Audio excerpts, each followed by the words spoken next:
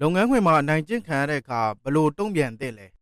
လုပ်ငန်းခွင်မှာနိုင်ကျင့်ခံရတဲ့အတွေ့အကြုံကဘယ်သူအတွက်မဆိုစိတ်ပီစီးမှုများပြီးအလုပ်လုပ်ရတာကိုပျော်ရွှင်မှုကင်းမဲ့သွားစေနိုင်တဲ့အခြေအနေတစ်ခုပါဒါပေမဲ့အဲ့လိုခက်ခဲတွေကိုငြိမ်ခံနေုံနဲ့ပြဿနာကပြီးဆုံးသွားမှာမဟုတ်ပဲမိမိကိုယ်ကိုပုံမခိုင်မာအောင်တိဆောက်ပြီးမှန်ကန်တဲ့နည်းလမ်းနဲ့တုံ့ပြန်ဖို့ကသာအရေးကြီးဆုံးဖြစ်ပါတယ်လုပ်ငန်းခွင်အတွင်းမှာကိုယ့်ရဲ့တန်ဖိုးကိုထိန်းသိမ်းရင်းနဲ့အနိုင်ကျင့်သူတွေကိုဘလို့တတိရှိရှိရင်ဆိုင်ရမလဲဆိုတာကိုသိထားခြင်းက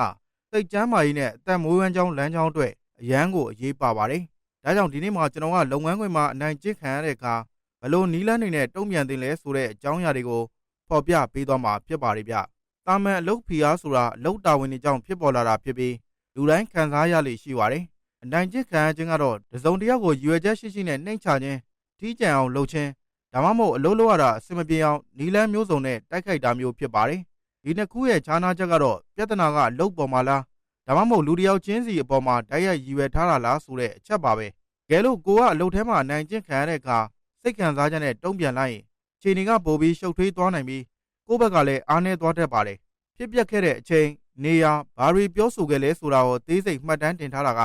နောက်ပိုင်းမှာပြဿနာကိုတရားဝင်ဖြေရှင်းတဲ့အခါခိုင်မာတဲ့သက်သေဖြင့်ပြန်သုံးလို့ရသွားမှာပါ။ဒါဟာကိုကာကွယ်ဖို့အတွက်အရေးကြီးဆုံးနဲ့ထိရောက်ဆုံးနည်းလမ်းတစ်ခုလည်းဖြစ်ပါတယ်။နောက်ပြီးလုပ်ငန်းခွင်ထဲမှာဆက်ဆံရေးတည်ဆောက်တော့မယ်ဆိုရင်boundaries လို့ခေါ်တဲ့စီမင်းနယ်နိမိတ်တွေသတ်မှတ်ထားသင့်ပါတယ်။ကို့အလုပ်နယ်ပယ်နဲ့ပတ်သက်ပြီးဘယ်အထိလက်ခံမယ်ဘယ်အရာကိုတော့မလုပ်နိုင်ဘူးဆိုတာကိုပွင့်ပွင့်လင်းလင်းနဲ့ရည်ကြီးစွာပြောပြခြင်းကသူတစ်ပါးအလွယ်တကူအနိုင်ကျင့်လို့မရအောင်တားဆီးပေးပါတယ်။ Professional ဆန်ဆက်သွယ်ပြောဆိုတာက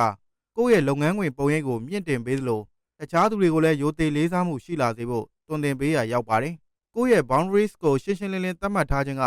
အနိုင်ကျင့်သူတွေအတွက်အခွင့်အရေးကိုလျော့နဲသွားစေမှာပါ။ကဲလို့ပြဿနာကိုမဖြေရှင်းတတ်တဲ့အခါကိုယ်တိုင်ဖြေရှင်းမှုကြိုးစားပေမဲ့ခြေနေကအဆင်မပြေလာပဲကိုယ့်ရဲ့စိတ်ပိုင်းဆိုင်ရာနဲ့အလုပ်စွမ်းဆောင်ရည်ကိုပါထိခိုက်လာပြီဆိုရင်တော့တိုင်ကြားဖို့အချိန်တန်ပါပြီ။အနိုင်ကျင့်မှုတွေကထက်ကတလဲလဲဖြစ်နေတယ်။ဒါမှမဟုတ်ကုမ္ပဏီရဲ့စည်းကမ်းချက်တွေကိုချိုးဖောက်နေပြီဆိုရင် HR စီမှာချက်ချင်းအကြောင်းကြားဖို့လိုအပ်ပါတယ်။ဒီနေရာမှာသတိထားမယ့်အချက်ကအလုပ်ကိုအိမ်ထိတင်မလာမိဖို့နဲ့ကိုယ်ပိုင်အချိန်မှာစိတ်ကိုလုံးဝနားပေးဖို့ကအရန်အရေးကြီးပါတယ်။အလုပ်ကနေပြန်ရောက်ရင်ကိုယ်ဝါနာပါတဲ့အရာတွေကိုလှုပ်ဆောင်တာဒါမှမဟုတ်ယုံကြည်ရတဲ့မိတ်ဆွေတွေနဲ့တိုင်ပင်ဆွေးနွေးတာမျိုးက